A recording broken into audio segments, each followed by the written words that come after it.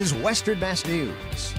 The Bay State continues to struggle to find shelter for migrant families while state leaders are working to pass a supplemental budget to keep the state's emergency shelter program afloat.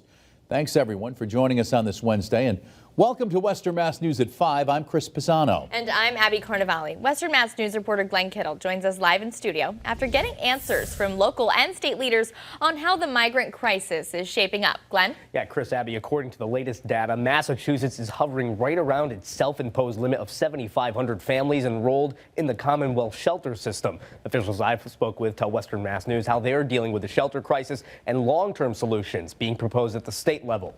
Massachusetts in the midst of an ongoing migrant shelter crisis. According to emergency assistance placement data released on Tuesday, 7,489 families out of the state's limit of 7,500 families are currently enrolled in the Commonwealth shelter system.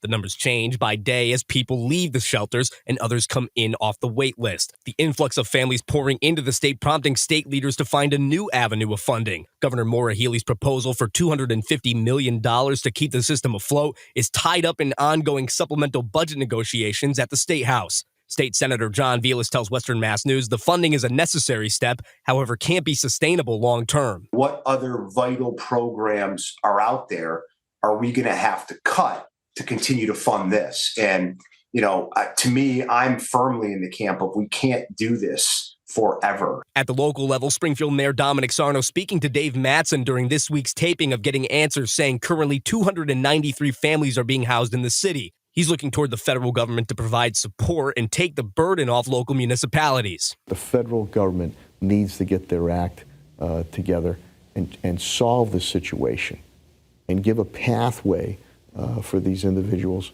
so they can move forward in a positive situation. Senator Velas tells us that pathway comes in the form of expediting work visas and securing jobs for people in short-term stays. Velas, in conversations he's had with migrant families, says this could be crucial to getting the migrant shelter crisis back under control. We have a population that wants to work. Government's telling them they can't work.